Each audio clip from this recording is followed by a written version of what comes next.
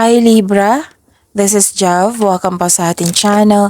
At ito yung Daily Gabay Tarot Reading. Kung naka-resonate kayo, comment down.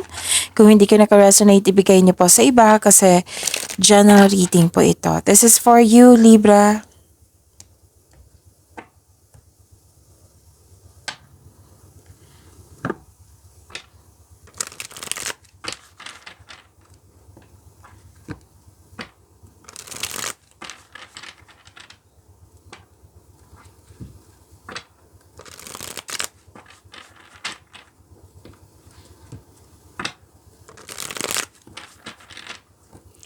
Para po ito sa inyo, Libra.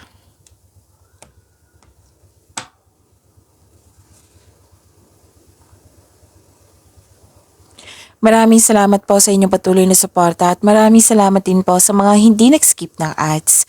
Gamitin ang reading na ito bilang gabay lamang sa mga hindi pa nag-subscribe.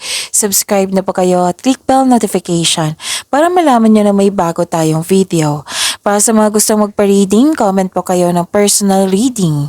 Again, comment kayo ng personal reading and check my reply sa comment section.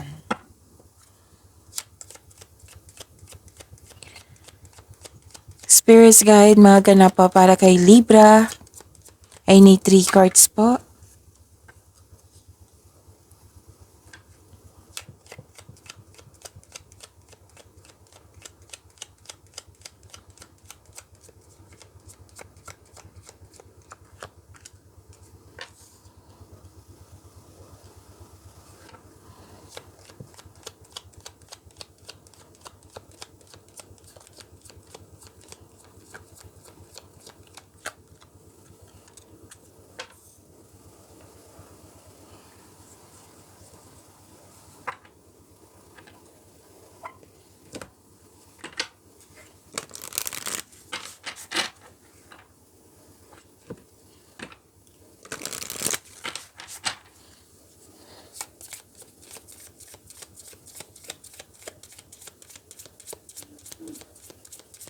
Spirits Guide, Angels, Archangels, Guardian Angels, message pa para kay Libra.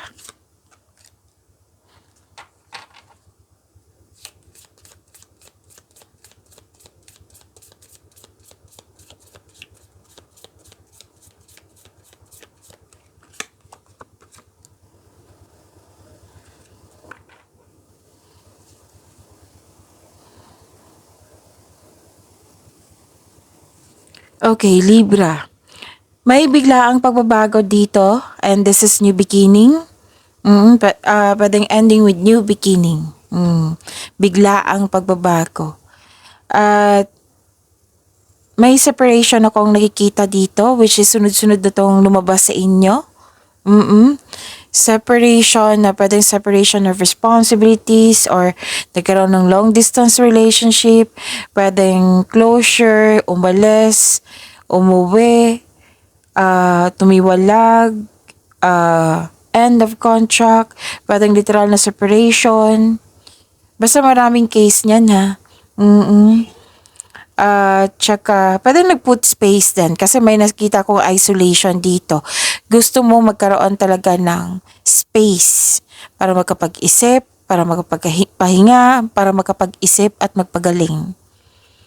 Kasi ang ilan din sa inyo dito, nakikita ko restlessness, yung kulang ng pahinga. Gustong magpahinga kasi pagod. Pwedeng pagod sa trabaho, pagod sa kakaisip. May concern pa rin sa mataas ang ego, mahirap kausap or sobrang stricto. At may nagsabi sa akin ngayon, pwede din na nag-asikaso kayo ngayon ng papers na nakaramdam kayo ng restriction or may stricto. Oo. At may schedule or pupuntahan kayo ngayon na isang malaking building na may asikasuhin kayo. Tapos may nag-uusap dito na magkakapatid, pwedeng nasa harap mo yung magkakapatid or kayo yung kapatid mo nag-uusap. Tapos may ganap na excited. Oo, may exciting na ganap. Wow. At yun, may nag-uusap dito yung mga balita or chismis, alamin niyo muna kung totoo ba yan. Okay? So, yun. Tama to yung gagawin mo na magpahinga ka. Ramdam ko dito yung pagod mo na gusto nyo magpahinga. It might be hinihintay nyo yung rest din nyo. Okay, so you have the power, you have the authority, and you have protection. Actually, may kausap ka dito na isang mother figure or kayo ito na malaking influence sa araw na ito. Pero doon kausap mo yung boss mo, amo mo. May nakita nga ako nag-uusap dito regarding sa big business, sa career and finances. Tapos, pwedeng naka-receive kayo ng leadership role or magaling kayo na leader. Yung gamit na gamit yung leadership mo ngayon. Okay. So, you have confidence here. Ang ganda.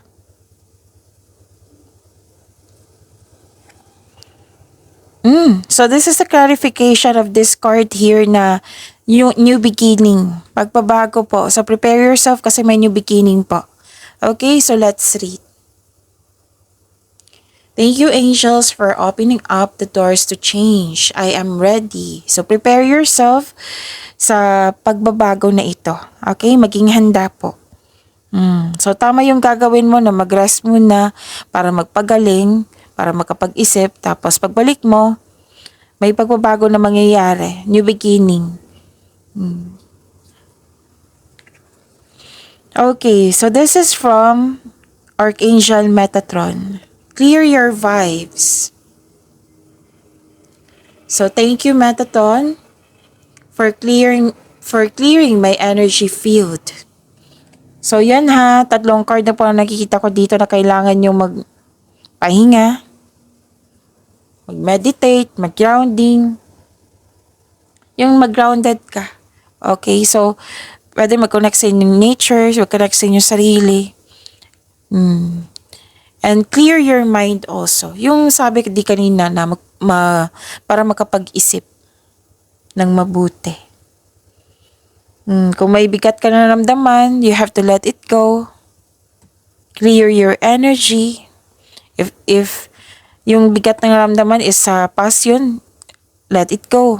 Let go mo na yung nakaraan. Okay?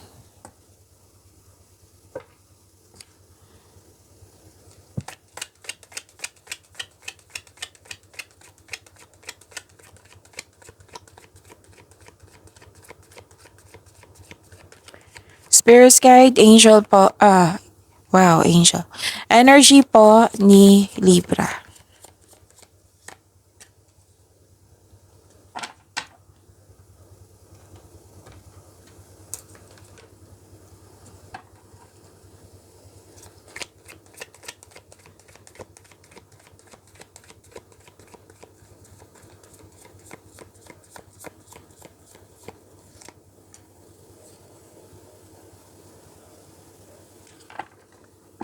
Kung may narinig kayo or may nakita kayong repeating message, meaning to say, pinupush ng cards niyo yan.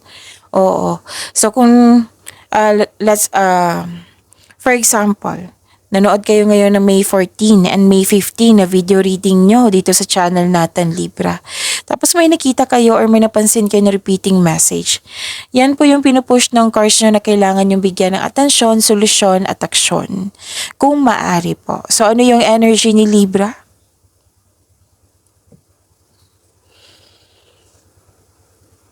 Wow. Ang galing. So, this is growth. Magkakaroon ng growth. Growth and expansion. So, kailangan lang po ng pagiging mahabang mas pasensya. Okay? At ang sabi ng card dito, malapit mo nang maabot ang iyong goal sa buhay. Actually, parating ng resulta sa inyong sipag at tiyaga. This is harvest time. Naghihintay at malapit ka nang mag-harvest. Ang ganda. Claim nyo ha, Libra. Actually, piniprepare ka ng universe. Kasi may parating sa'yo. Pwedeng opportunity, parating na bagong tao na magiging inspirasyon mo. So, the universe is working behind the scenes na may ibibigay sa iyo. So, prepare yourself talaga. Dito pa lang, pinaghanda ka. You have to clear your vibes kasi may parating sa inyo na new beginning. Okay? Tapos, don't rush things. One at a time lang po. Kung kailangan maghintay, maghintay talaga. Habaan ng pasensya. Unang nakita ko dito habaan ng pasensya, darating ito. Basta have faith. Kasi ang ilan dito nakita ko, disappointed ka sa current position mo or situation na dapat nag-level up na kayo. Kung ano man yan, pag-ibig ba yan, sa inyong sarili, personal growth pa ito, or sa career and money. Kaya nga sabi ko kanina na the universe is working behind the scenes. Kasi nga, pinaghanda kayo. Ito So, parte ito ng proseso. Have faith have faith.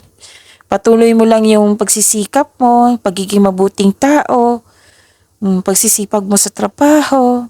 Dahil check dito, ang sagot. May sagot Libra, may sagot.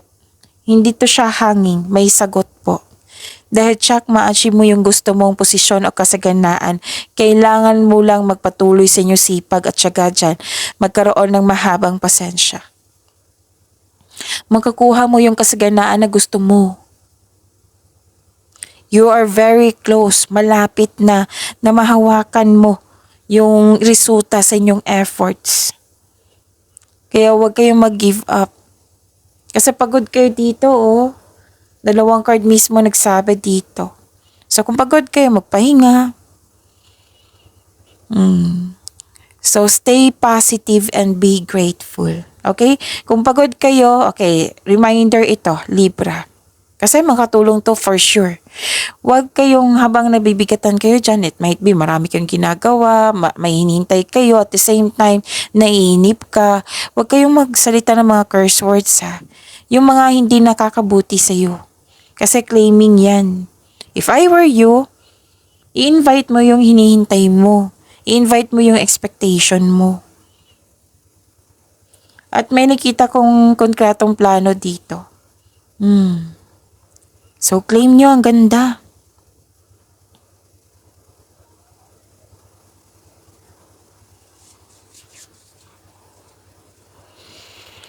So, this is dati, yung sabi ko kanina sa inyo na restriction and you're feeling trapped. Andito, 'di ba? Sabi ko sa inyo, nakaramdam kayo ng restriction or may taong stricto or gusto niyo mapag-isa, nagkaroon ng isolation, ganun. Andito sa tarot card niyo. Na you're feeling trapped, nagkaroon ng restriction. Pero tapos na ito, nangyari ito sa kahapon, pwedeng ngayon, pwedeng the other day, last week pa. Pero now, nakikita ko sagot dito na gumagawa ka ng action para mabigyan mo ng laya yung sarili mo. At sabi ng card dito, may dumating na opportunities na kailangan ng action. Huwag nyo daw ipagpaliban kasi nakikita ko dito pinagpaliban nyo. It might be pinagpaliban nyo kasi you are not in a good mood or nakafocus kayo sa isang opportunity or gawain. Pero may dumating talaga or nagkaroon ng plano nito pero pinagpaliban nyo. So sabi ng card dito, huwag nyo daw ipagpaliban kasi makakasuporta to sa inyong growth. Magbibigay ito ng kaunlaran. Kasi nga gusto mo ng kaunlaran, 'di ba? Eto na. Dalawang card na mismo nagsabi niyan. So, you're fighting for what is right. May action na dito. Pinaglalaban mo ang tama para magkaroon ka ng freedom.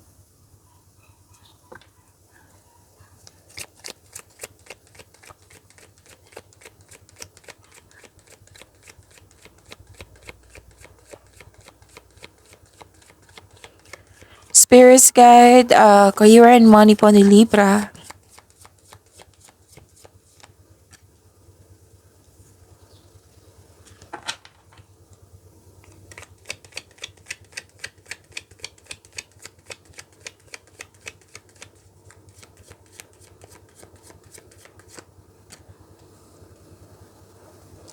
Sa career and money niyo po.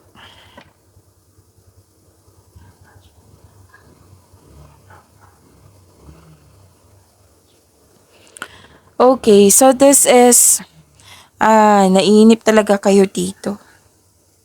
Kasi nga may hinihintay kayo dito na,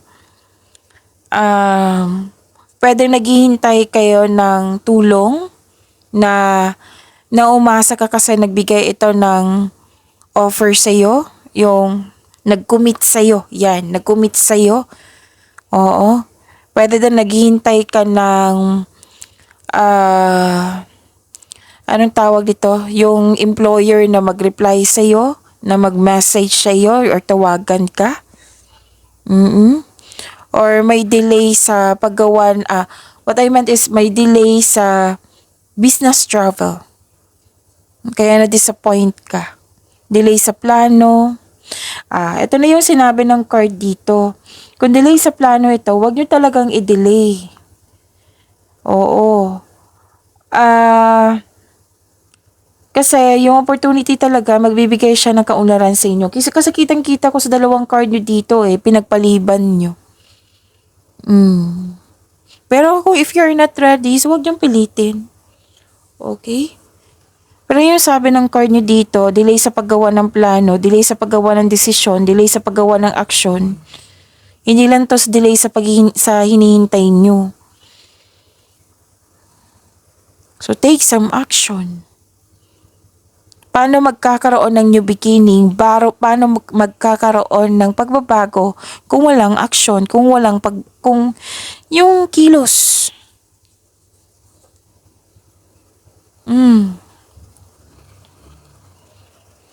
So, pwede din naapektuhan ka sa, anong tawag dito? Disconnection sa isang tao. Kaya hindi ka makagawa or hindi ka makakilos. Kumbaga, karoon ng stagnation, parang huminto. Ganun. Kaya nga gusto mo nang mag-isolation, mapag-isa dito kasi nakikita ko dito na napektuhan ka sa disconnection na ito. Sabi ng card, this is preparation. Piniprepare ka. Yung isipin mo, ano yung natutunan mo sa pangyayaring ito, itong delay. Yan yung isipin mo. Ano yung wisdom message? Ano yung natutunan mo sa mga nangyari? Diba kasi na-disappoint ka, na-frustrate, may delay, ganun. Question yourself. Bigyan nyo ng sagot yan. Ano yung natutunan nyo? Kasi sabi ng card dito, this is your learning journey. May matutunan ka. At magagamit mo ito, pinaghanda ka para sa pagbabago. So, ang assignment nyo ngayon, maging flexible kayo at mahabang pasensya. Be patient is what required at this time. Kanina pa to, diba, na sinabi sa inyo na maging mapagpasensya. So, assignment nyo yan. Libra, magagawa mo yan. Help yourself. Okay? Kasi if you're taking an action na may movement na dito, magkakaroon talaga ng growth. Yan yung sagot ng course nyo.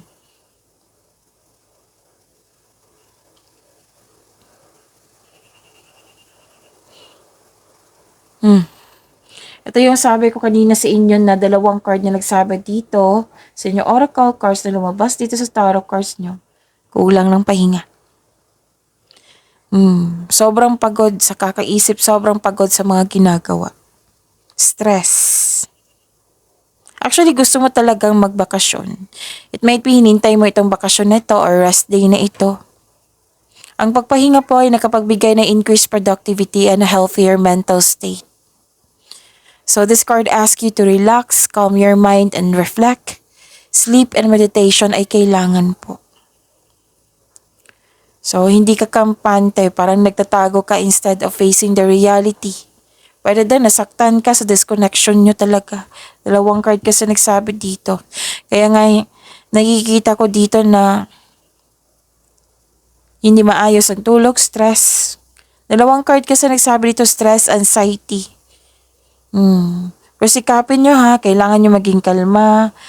At yung sabi ko kanina na grounding. Connect to yourself, connect to the nature. Kung oras ng tulog, tulog.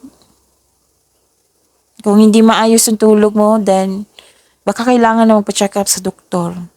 Baka kailangan may vitamins na i-take. Pero consult the doctor first.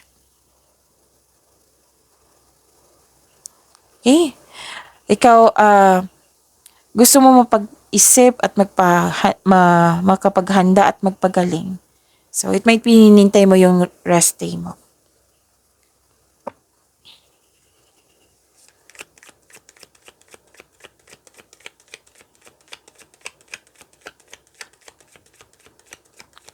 Spirits Guide, Love Life, Self-Love, Partnership, and Romance ni Libra.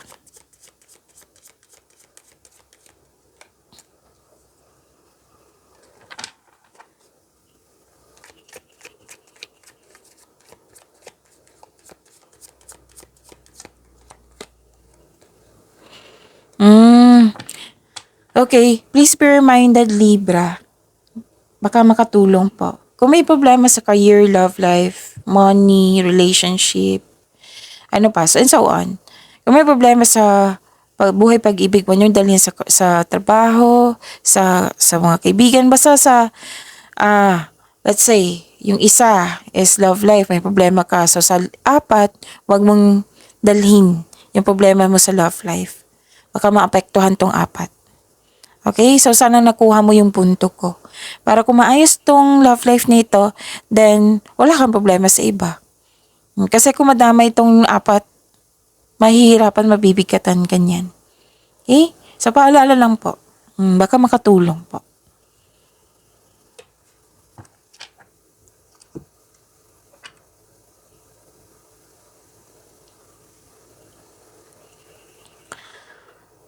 May naiisip kayo sa nakaraan. At actually, marami kang iniisip dito. Sa nakaraan, ang ilan nga dito na kinarinig ko, mas mabuti pa yung bata pa ako kaysa ngayon. Ganon. Mas mabuti pa yung noon kaysa ngayon. Or pwede din may kausap ka dyan na naalala mo yung nakaraan at nabibigatan ka. Hindi pa nagkaroon ng healing, kumbaga. So, let the memories rest. Learn from the past, move on, and try something new. Kasi kung maghihinto ka, paano magkakaroon nga ng transformation, new beginning? Ikaw na lang po yung hinihintay, Libra. So take an action po, make change.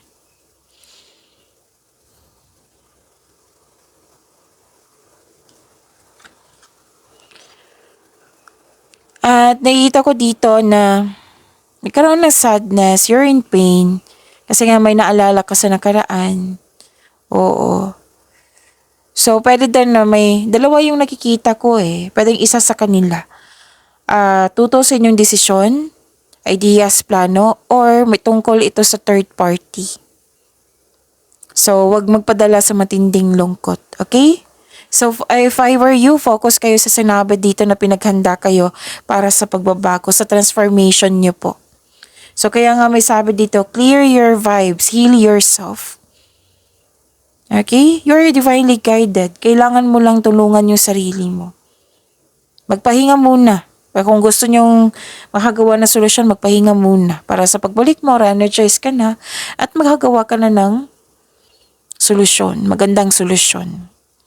Okay? So, focus kayo dito sa blessings na binigay sa inyo na kailangan pagyamanin nyo, na pinagpaliban nyo. Oo. So, sana ituloy nyo po. Kasi nakikita ko talaga dito yung growth mo. Whether sa personal ba ito, sa love life, or sa career and money. Kasi malapit mo nang mahawakan yung gusto mo sa buhay. Yung pangarap mo sa buhay. Yung goal mo sa buhay. Kaya stay positive and be grateful po. Okay, so yun, pagyamanin niyo po yung blessings na binigay sa inyo, Libra. See you tomorrow. Maraming salamat po.